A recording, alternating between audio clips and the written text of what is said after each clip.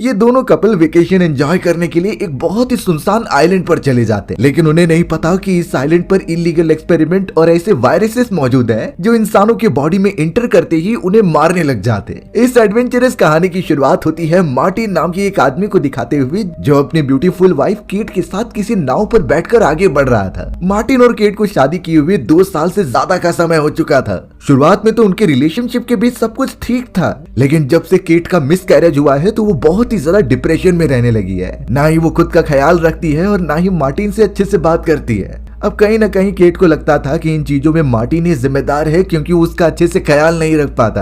अब मार्टिन को तो केट के बारे में बहुत फिक्र होने लगी थी, इसीलिए वो उसका माइंड फ्रेश करने के लिए उसी आइलैंड पर लेकर जा रहा होता है जहाँ 2 साल पहले वो लोग अपनी शादी के बाद आए थे। मार्टिन ने तो अपने साथ एक एजेंट को भी लिया था जो उसे आइलैंड पर मौजूद उसके घर तक लेकर जा सके। मार्टिन तो सिर्फ यही चाहता है कि वो उस पूरे आइलैंड पर अपनी वेकेशन बहुत अच्छी तरीके से एंजॉय करे। उनके बीच जो दूरियां हैं शायद इससे वो मिट जाए, लेकिन उन दोनों को जरा भी आइडिया नहीं कि शायद ये उनका आखिरी वेकेशन होने वाला है। थोड़ी देर के अंदर ही वो पानी का रास्ता तय करते हुए आइलैंड तक पहुंच जाते हैं। दूर दूर तक आइलैंड पर सिर्फ पेड़ पौधे ही दिखाई दे रहे थे और अंदर की तरफ सिर्फ उस एजेंट का घर होता है जिसमें वो स्टे करेंगे। एजेंट ने मार्टिन को सारी चीजें समझाना स्टार्ट कर दिया कि इस जगह पर रेडियो सिग्नल काम नहीं करते, इसीलिए उसे जब भी जरूरत पड़ेगी वो उसे सैटेलाइट फोन से कनेक्ट करेगा। यहाँ पर बिजली जाती रहती है तो घर के नीचे एक जनरेटर है जो ऐसे बिजली जाने पर पावर जनरेट करके देगा। साथ ही साथ उस एजेंट ने मार्टिन को ये भी समझाया कि भले ही इस आइलैंड पर सिर्फ उसका ही घर है, लेकिन इसके थोड़े थोड़े दूरी पर कई ऐसे भी आइलैंड्स हैं जहाँ पर सोल्जर्स रहते हैं, तो उन दोनों को यही ट्राई करना है कि अपने घर से ज्यादा दूरी पर ना जाए। यहाँ मार्टिन सब समझ चुका था और अब वो एजेंट उन्हें अलविदा कहकर वहाँ से चला जाता है, लेकिन जब भी मदद की जरूरत होगी उसने ऑफर दिया है कि वो उन्हें कॉल कर सकते हैं। मार्टिन और केट दोनों अपने वेकेशन का सामान लेकर उस घर के अंदर आ जाते हैं। दोनों यही होप कर रहे थे कि इतने दिन साथ में रहने पर शायद उनके बीच की दूरियां कम हो जाए और हो सकता है कि केट अपने गिल्ट को एकदम से कम करके सब कुछ भुला दे। खैर प्लान तो यही होता है, लेकिन जरूरी नहीं कि सब कुछ उनके हिसाब से चले। अब घर के अंदर सारे सामान एडजस्ट करने के बाद इसी तरीके से एक दिन बीत गया। मार्टिन तो अपने डेली रूटीन में बिजी हो जाता है, यानी कि वॉकिंग करना और कई सारे अलग अलग एक्सरसाइजेस। वहीं केट जो प्रोफेशनली एक राइटर होती है वो अपनी थीसिस कंप्लीट कर रही थी, यानी वो दोनों कपल एक दूसरे के ऊपर ध्यान देने के बजाय अपने अपने काम करने में बिजी थे। अब लगातार केट अपनी थीसिस लिखने में बिजी थी, तभी पता चला कि वहाँ इलेक्ट्रिसिटी चली गई है। केट तुरंत ही ये बात पता करने के लिए बेसमेंट में चली गई जहाँ पर जनरेटर रूम था, क्योंकि इस एजेंट ने बोला ही होता है कि बिजली चले जाएगी तो जनरेटर उन्हें पावर प्रोवाइड करेगा। लेकिन केट जब नीचे आती है तो उसे जनरेटर एकदम बेकार पड़ा हुआ दिखाई दिया था। वहाँ पर जंग लग चुके थे और मकड़ी के जाले इतने ज्यादा होते हैं कि ठीक से देखना मुश्किल था। केट ने ये सारी बातें मार्टिन को भी बता दी, जो तुरंत उस एजेंट को कॉल करके ये बता देता है कि जनरेटर चल नहीं रहा, घर में पूरा अंधेरा है और इलेक्ट्रिसिटी आ ही नहीं रही। कांटेक्ट करने के बाद कुछ समय में ही वो एजेंट उस जगह पर पहुंच चुका था। एजेंट मार्टिन के साथ बेसमेंट में गया और जल्द से जल्द जनरेटर को ठीक कर दिया। चारों तरफ इलेक्ट्रिसिटी वापस आ जाती है। अब एजेंट ने मार्टिन को एक यूजर मैनुअल दिखाते हुए कहा कि अब जब भी इलेक्ट्रिसिटी जाएगी तो तुम्हें ये यूजर मैनुअल देख के उसे वापस रीस्टार्ट करना है। मार्टिन भी ये चीजें बहुत अच्छी तरीके से समझ गया था। अब उस एजेंट का काम खत्म होने के बाद जाने से पहले वो मार्टिन को एक बॉक्स देता है। इस बॉक्स के अंदर कई सारे स्वीट्स रखे गए थे जो उसी एजेंट की वाइफ ने बनाया था। उसकी वाइफ ने ये उन दोनों के लिए बहुत प्यार से भेजा है। मार्टिन इस बात से खुश होकर उसका धन्यवाद करने लगा। उस एजेंट को कुछ इंपॉर्टेंट काम थे, इसीलिए वो उन्हें गुड बाय कह के वहाँ से चला जाता है। अब मार्टिन और केट को उस जगह पर कुछ और दिन बीत गए थे, लेकिन दोनों में अभी तक वो बात नहीं हुई थी जैसा मार्टिन ने एक्सपेक्ट किया था। अभी भी दोनों के बीच में दूरियां थी और समझ नहीं रहा था कि प्रॉब्लम कहाँ हो रही है। दोनों के ईगोस एकदम सामने आ जा रहे थे जिससे कुछ हो ही नहीं पा रहा था। एक दिन अचानक फिर से इलेक्ट्रिसिटी चली गई। मार्टिन को अब यूजर मैनुअल की मदद से जनरेटर को रीस्टार्ट करना था, इसीलिए वो बेसमेंट में जाकर जनरेटर की अलग अलग बटन्स को दबाने लगा। केट भी उस जगह पर आकर बैठ जाती है ताकि वो मार्टिन की मदद कर सके, लेकिन अगले ही मोमेंट में पता चला कि जनरेटर में कई सारे स्पार्क्स निकल रहे हैं। ये सारे स्पार्क्स की वजह से मार्टिन को काफी चोट लगी और उसका ऊपर वाला हाथ बहुत बुरी तरीके से जल जाता है। केट जल्द से जल्द मार्टिन की देख रेख करती है और उसे मरहम पट्टी करके सुला देती है। उसके कहने पर केट ने कॉल मिलाया उस एजेंट को और सारी सिचुएशन के बारे में बताया, यानी कैसे जनरेटर को ठीक करते दौरान उसके अंदर से स्पार्क्स निकले और उसी की वजह से मार्टिन को चोट भी लग गई है, तो हमें मेडिकेशन और डॉक्टर्स की बहुत जल्दी जरूरत है। उस एजेंट ने कल कह दिया कि मैं डॉक्टर्स की पूरी टीम को लेकर आऊंगा, तब तक तुम दोनों किसी भी तरीके से मैनेज करो और जनरेटर के पास मत जाना। अब उन दोनों कपल के पास वेट करने के अलावा कुछ ऑप्शन नहीं था। अब यहाँ पूरी रात आराम करने के बाद मार्टिन थोड़ा सा अच्छा फील करता है। वो जब साइड वाले एरिया में और ज्यादा छानबीन कर रहा था तो उसे एक शॉटगन मिली। ये शॉटगन किसकी है और यहाँ पर क्यों रखा गया है उसे नहीं समझता। केट ने तो मार्टिन को साफ कह दिया कि तुम इस जगह पर शिकार मत करना, क्योंकि मार्टिन को तो शौक होता है शिकार करने का। पर यहाँ उसकी वाइफ के समझाने पर उसने ये प्लान ड्रॉप कर दिया था। इस मोमेंट के बाद मार्टिन और केट के बीच थोड़ी और ज्यादा बातें होने लगी। लग रहा था कि उनके बीच की चीजें अब शॉर्ट होने लगी हैं। पर हो सकता है कि ये किसी खतरनाक चीज की होने की पहले की शांति हो। अब अगले दिन भी बहुत देर तक ट्राई करने के बाद भी उस एजेंट का कॉल नहीं लग रहा था और वो ठीक से रिप्लाई भी नहीं करता। प्रॉब्लम इस बात की हो गई कि अब उनका वो सैटेलाइट रेडियो फोन एकदम से काम ही नहीं कर रहा था। यानी हर तरफ से उन्हें निराशा ही मिल रही थी। पता नहीं मार्टिन के हाथ पर जो चोट लगी है वो कब तक ठीक होगी। वो तो उस पूरी जगह पर वेकेशन मनाने का सोच कर आए थे, लेकिन यहाँ इलेक्ट्रिसिटी नहीं है। उन दोनों को एकदम अंधकार में रहना पड़ रहा था। केट तो एक समय पर बहुत ही गुस्सा हो गई मार्टिन से और कहने लगी कि तुम मुझे यहाँ पर लाए क्यों, हम कहीं और चले जाते जो इससे बेटर होती। पर बेचारा मार्टिन अपनी वाइफ को सिर्फ इतना बताता है कि वो सिर्फ तुम्हारे लिए यहाँ पर आया। उसे लगा कि यहाँ आने के बाद वो दोनों अच्छे से टाइम स्पेंड करेंगे और उनके बीच की दुनिया कम हो जाएंगी। मार्टिन तो केट से माफी भी मांगता है उसकी इस गलती के लिए, क्योंकि वो तो सिर्फ केट का अच्छा ही सोच रहा था। अब इस मोमेंट पर जाकर केट को बहुत ही ज्यादा दुख होता है। वो सोच रही थी कि वो अपनी एक गलती की वजह से पूरी रिलेशनशिप को बेकार कर रही है। मार्टिन तो उसके लिए कितना कुछ करना चाहता है, लेकिन वो कुछ पे बैक नहीं कर पाती। यानी अब लग रहा था कि केट सारी बातें समझ रही है। उसने भी डिसाइड कर लिया कि अब से सारी चीजें वो ठीक करेगी और एक परफेक्ट कपल की तरह वो दोनों बनकर रहेंगे। अब अगले दिन जब केट बैठकर अपने थीसिस पर काम ही कर रही थी, तभी उसे खिड़की के बाहर कोई तो चिल्लाता हुआ दिखाई दिया। वो जब जाकर वहां पर देखती है तो पता चला कि वो एक सोल्जर है जो बहुत ही ज्यादा घायल हो चुका है और लंगड़ा कर चल रहा है। कुछ देर तक आगे बढ़ने के बाद वो वहीं गिरकर बेहोश हो जाता है। केट ने जैसे ये चीजें देखी उसने तुरंत ही मार्टिन को बताया और वो दोनों भागते हुए तुरंत ही उस सोल्जर के पास चले जाते हैं। दोनों के अंदर इंसानियत थी, इसीलिए वो उस चोटिल सोल्जर की मदद करते हैं और उसे घर में लेकर आ जाते हैं। लेबल के ऊपर चेक करने पर पता चला कि उसका नाम जैक है। फिलहाल जैक नाम का वो सोल्जर सर पर चोट लगने की वजह से बेहोश था, इसीलिए केट और मार्टिन ने तुरंत ही उसे सोफे पर लिटा दिया कि वो कुछ आराम कर सके। अब उन्हें नहीं समझता कि ये सोल्जर आया कहाँ से। केट तो यही बताने लगी कि शायद हो सकता है कि वहाँ पर कोई नाव हो जिसकी मदद से ये आ चुका है, तो अगर हम किनारे पर जाकर नाव ढूंढे तो उसमें बैठकर हम भी दूर जा सकते हैं, क्योंकि एजेंट का तो कुछ नामो निशान ही नहीं था और लगता है कि वो वापस नहीं आएगा उन्हें लेने के लिए। इसीलिए केट कह रही थी कि हमें वो नाव ढूंढनी होगी। मार्टिन वहीं पर रुकने के लिए कहकर तुरंत ही नाव देखने के लिए चला जाता है कि वो सोल्जर सच में यहाँ पर कैसे आया। किनारे के चारों तरफ देखने के बाद आखिरकार उसे एक नाव मिल जाती है, यानी सोल्जर इसी नाव से आया है। अब मार्टिन के भी मन में बहुत सारे सवाल चल रहे थे, इसीलिए वो तुरंत ही वापस आकर केट को बताता है कि नाव नहीं मिली, उस जगह पर कोई भी नाव नहीं है। अब ये झूठ मार्टिन ने इसलिए बोला क्योंकि उसे लग रहा था कि केट को अगर नाव के बारे में पता चल जाएगा तो वो वहाँ से जाने के लिए बोलेगी। वो एक मिनट भी यहाँ पर नहीं गुजारेंगी, जबकि मार्टिन उसके साथ टाइम स्पेंड करने के लिए आया है। उनके बीच तो अब सब कुछ अच्छा होने लगा था, इसीलिए मार्टिन चाहता है कि वो थोड़े समय तक और वेकेशन एंजॉय करे। यहाँ मार्टिन और केट बहुत ही ज्यादा टेंस थे कि इस सोल्जर की देखरेख कैसे की जाएगी। अगर इसे ट्रीटमेंट नहीं मिली और ये मर गया तो इसके मरने का जिम्मा उनके ऊपर आएगा। वो इन चीजों में नहीं फंसना चाहते थे, इसीलिए केट से जितना बन पड़ रहा था वो कर रही थी। अब कुछ देर बीतने के बाद पता चला कि जैक नाम के उस सोल्जर को होश आ रहा है। धीरे धीरे उसने अपनी आंखें खोली और तुरंत ही केट की तरफ देखकर एकदम चौंक गया। केट भी काफी ज्यादा घबराकर पीछे हो जाती है। मार्टिन वहां पर आकर उस सोल्जर को समझाता है कि तुम घायल अवस्था में यहाँ पर आ गए थे, इसीलिए हमने तुम्हारी मदद की यहाँ पर पहुंचाने के लिए, तो फिलहाल तुम्हें आराम करना चाहिए। इसीलिए मार्टिन अब जैक नाम के उस सोल्जर को एक कमरा प्रोवाइड करता है जहाँ पर वो जब तक चाहे तब तक रुक सकता था। अब जैक जाने ही वाला होता है, तभी उसने दरवाजा ओपन किया और मार्टिन को अंदर बुलाया एक इम्पोर्टेंट बात बताने के लिए। मार्टिन केट को थोड़ा सा वेट करने के लिए कहकर जैक के पास चला जाता है और जैक तो उसे एक कड़वी सच्चाई बता रहा था जो इस आइलैंड पर हो रही है। जैक ने मार्टिन को ये बताया कि पूरे आइलैंड पर बहुत ही अजीब तरीके का वायरस फैलने वाला है। ये वायरस साउथ अफ्रीका की तरफ से आ रहा है जो बहुत ही तेजी से स्प्रेड हो रहा है और इसके ज्यादा चांसेस है कि वो इस आइलैंड पर भी बहुत कम समय में आ जाएगा। उस वायरस की खूबी ये है कि सबसे पहले ये इंसानों के बिहेवियर में चेंजेस लाती है, फिर उनकी मल्टीपल ऑर्गन्स बेकार करती है और उन्हें अपने कंट्रोल में कर लेती है। इसीलिए जैक यहाँ पर मार्टिन और केट दोनों के अच्छे के लिए सोचता है कि इस पूरे घर को सील कर दें, यानी जब तक के लिए कोई रेस्क्यू टीम यहाँ से नहीं आ जाती उन्हें इस घर से बाहर नहीं निकलना है। इस आइलैंड से जरा सा भी कांटेक्ट उन्हें पूरी तरीके से इन्फेक्टेड बना सकता था। अब मार्टिन तो एकदम से शॉक हो जाता है कि आखिर ये क्या बोल रहा है। उसने तो फिर जैक से पूछ लिया कि इतने सारे वायरस फैलने के कारण तुम क्यों नहीं इन्फेक्ट हुए। अब यहाँ से कहीं ना कहीं मार्टिन को शक होने लगा था जैक के ऊपर कि कहीं वो उन्हें धोखा तो नहीं दे रहा है, उसका कहीं इरादा तो नहीं कि हमें लूट कर यहाँ से भाग जाए। इसीलिए मार्टिन ट्राई करता है एक गन लेने का जो कि जैक के पास थी,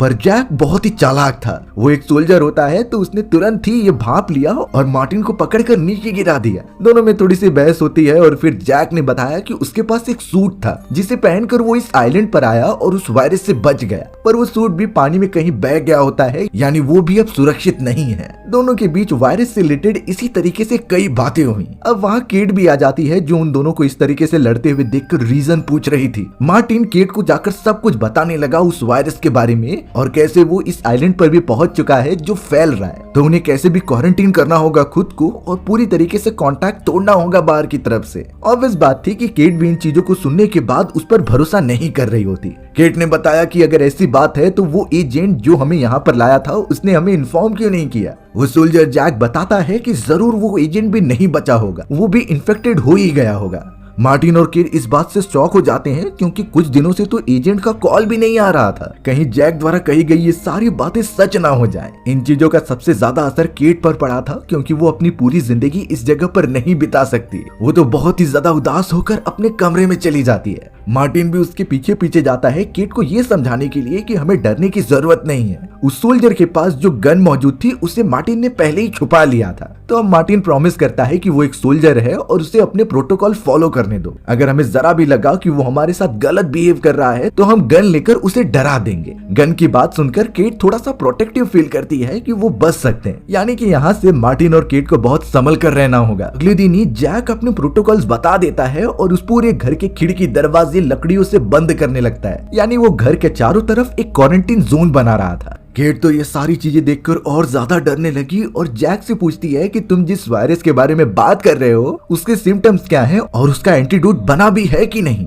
जैक ने बताया कि अभी तक इसका कोई भी क्योर नहीं है, यानी अगर हम इस वायरस से इन्फेक्ट हो गए तो हमें कोई नहीं बचा सकता। जैक ने एक और बात बताई कि जो भी इस वायरस से इन्फेक्ट होगा उसके मुंह से बहुत ज्यादा खून निकलेगा, धीरे धीरे वो आउट ऑफ कंट्रोल होता जाएगा और एक मोमेंट ऐसा आएगा जब वो सामने वालों को मारने से पीछे नहीं हटेगा। तो जैक ने सिंपली ये कह दिया कि अगर हम में से किसी को भी ये वायरस इन्फेक्ट करता है तो हमें सामने वालों को बिना झिझक के मारना होगा। केट ये सारी चीजें एक्सेप्ट नहीं कर रही थी और वो जैक जैसे किसी अनजान इंसान के ऑर्डर भी नहीं मानेगी। केट गुस्से में चली जाती है और कहती है कि हमें निकलना है किसी भी हालत में, लेकिन देखकर लग रहा था कि मार्टिन थोड़ा साथ दे रहा है जैक का, क्योंकि मार्टिन को अपने वाइफ की फिक्र थी और वो नहीं चाहता था कि इस वायरस की वजह से वो मारे जाए। तो जैक जैसा कहते जाता मार्टिन वही फॉलो करता। अब यहाँ एक रात जब केट आराम से सो रही थी तो बाहर से कुछ आवाज आती है। जैक तुरंत ही कमरे में आकर मार्टिन का मुंह पकड़ लेता है और कहता है कि आवाज मत करना, बाहर की तरफ कोई तो आया है जो हम पर नजर रख रहा है। तुरंत ही वो उसे लेकर बेसमेंट की तरफ चला गया जहाँ पर एक छोटी सी खिड़की थी। वो उसी खिड़की से देखने लगी कि बाहर की तरफ कौन है।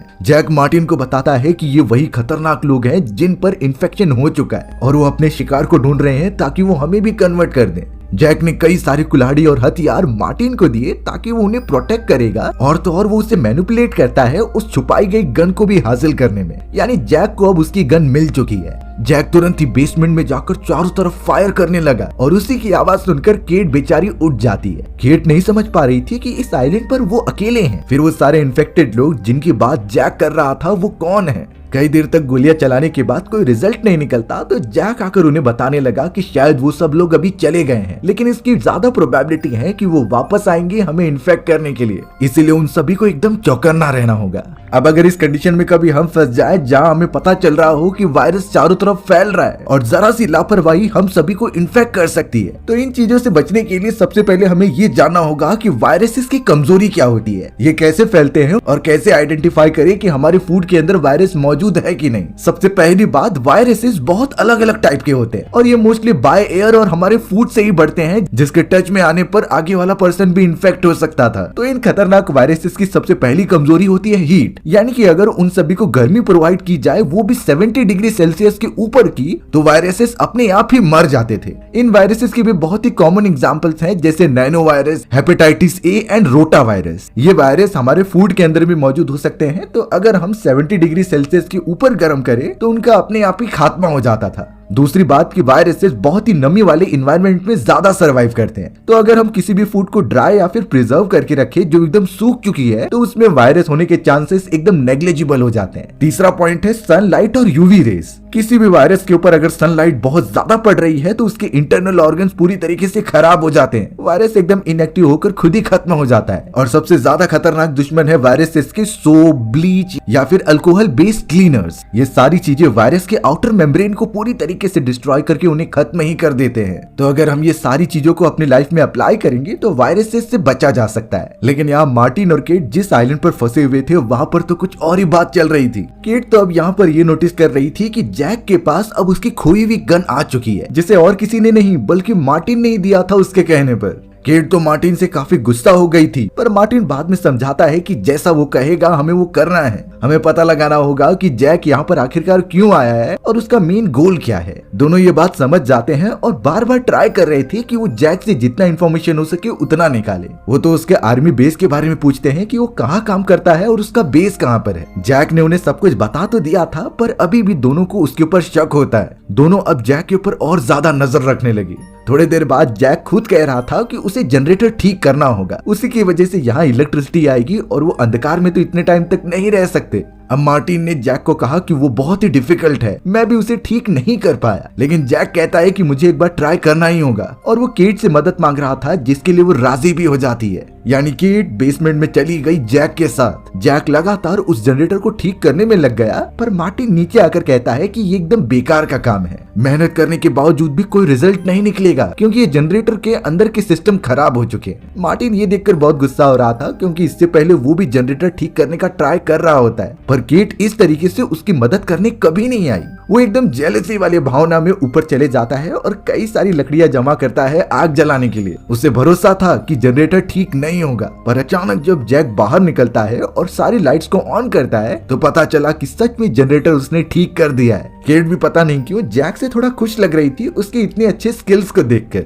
मार्टिन तो तुरंत ही केट के पास आकर पूछने लगा कि तुम उसके साथ क्यों गई, मुझे उसके ऊपर बिल्कुल भी भरोसा नहीं है और उसकी बात मानना बंद करो। पर केट तो उसे ही उल्टा जवाब देने लगी कि मार्टिन ने ही कहा था कि हमें सब कुछ पता लगाना है, तो इसीलिए वो सबसे पहले जैक का भरोसा जीतने की कोशिश कर रही है। केट ये चीजें कहकर वहाँ से चली गई। अब रात के समय जब केट खाना बना रही थी तो वो जैक से पूछती है उसकी फैमिली के बारे में। जैक ने सब बता दिया कि कैसे उसकी एक अच्छी फैमिली थी, पर एक बीमारी के कारण उसकी वाइफ मारी गई। जैक बहुत दुखी लग रहा था, इसीलिए केट उसे सांत्वना देने के लिए आती है, पर केट की साफ नजर तो टेबल पर रखी हुई जैक के गन के ऊपर थी। वो ट्राई करती है कि इसी बहाने वो गन को चुरा ले, पर जैसे ही वो गन को हाथ में लेने गई तुरंत ही जैक उसे पकड़कर दबोच लेता है। जैक को तो शुरुआत से ही केट पर शक था और वो कहता है कि उसे सब कुछ पता चल चुका है केट की उस डायरी की वजह से। केट ने उसमें सब कुछ लिखा था जो उसकी लाइफ में हो रहा होता है, यानी अपने हस्बैंड मार्टिन से वो झगड़ा और कुछ महीनों पहले जो मिसकैरेज हुआ था उसका भी। यहाँ तक कि जैक बताता है कि जो बच्चा तुम्हारा मर गया उसकी पूरी जिम्मेदार तुम हो।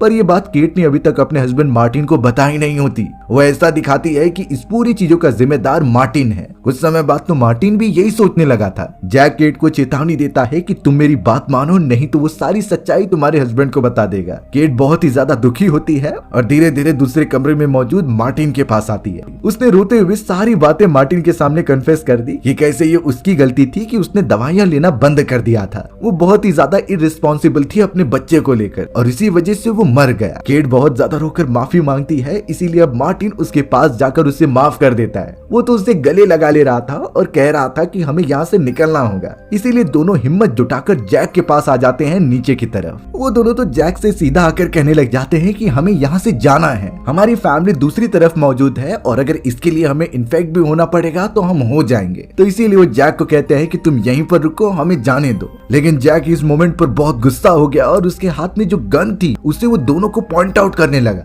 वो दोनों को नीचे गिराकर ये कहता है कि यहाँ से अब कोई नहीं जा सकता, जब तक ये वायरस पूरा खत्म ना हो जाए वो दोनों उसकी जिम्मेदारी है, भले इसके लिए उसे जबरदस्ती क्यों ना करनी पड़े। जैक ने अब जल्द से जल्द दोनों हस्बैंड वाइफ को कमरे के अंदर बंद कर दिया ताकि वो बाहर ना निकल सके। देखते देखते अब यहाँ रात हो जाती है और मार्टिन थोड़ी चालाकी दिखाते हुए ऊपर के रास्ते से निकल जाता है। उसने अपने मुंह पर हैंकरचिप लगा ली थी ताकि वायरस का कुछ असर ना हो। वो तो सीधा किनारे पर चला गया ताकि सोल्जर की बोट मिल जाए और वो फिर अपनी वाइफ के साथ यहाँ से निकल जाए। लेकिन मार्टिन ने उस जगह पर एक शॉकिंग चीज देखी।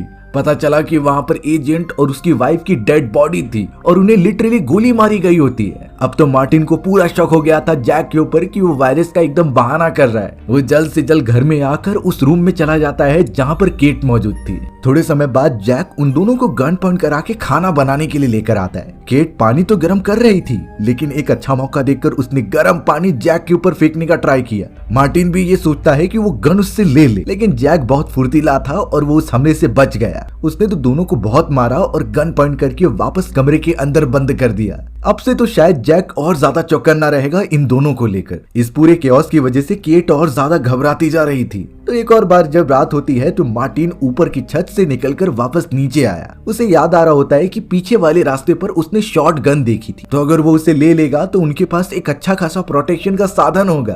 पर जैसे ही वो नीचे कूदता है तो इसकी आवाज शायद जैक को आ गई। जैक भी चौकन्ना होकर वहाँ पर देखने लग जाता है। मार्टिन कैसे भी उस शॉटगन को लेकर आ ही रहा था, पर खिड़की के ऊपर उसे जैक जैसे ही दिखाई देता है तो वो नीचे कूद गया। शॉटगन की सारी बुलेट्स एकदम गीली हो चुकी थी, पर मार्टिन कुछ देर तक वहीं पर रहा जिससे कि जैक वहां से चला जाता है। जैक जल्द से जल्द पहुंचा मार्टिन के कमरे में, लेकिन वो उस जगह पर नहीं होता। इसी वजह से जैक को मार्टिन के ऊपर गुस्सा आने लगा। अगले दिन तो वो गन से मार्टिन को ही पॉइंट आउट किए रहता है, पर अब यहाँ पता चला कि मार्टिन की तबीयत खराब होने लगी है और उसे अस्थमा की बीमारी थी। अगर उसे उसका इनहेलर नहीं दिया गया तो शायद मार्टिन मर भी सकता है। तो इसीलिए अब जैक और केट नीचे चले जाते हैं उसका इनहेलर ढूंढने के लिए। मार्टिन तुरंत ही शॉट गन लेकर उसके पीछे आ जाता है और जैक को पॉइंट आउट करता है। केट ने उससे वो गन ले ली थी और अब दोनों जैक को अच्छी तरीके से बांध देते हैं ताकि वो उन पर अटैक ना करे। यहाँ से लग रहा था कि पूरा कंट्रोल मार्टिन और केट के हाथ में होगा, पर अचानक मार्टिन की तबीयत खराब होने लगी और उसे चक्कर आने लगे। मार्टिन के मुंह से बहुत भारी मात्रा में खून भी निकल रहा था।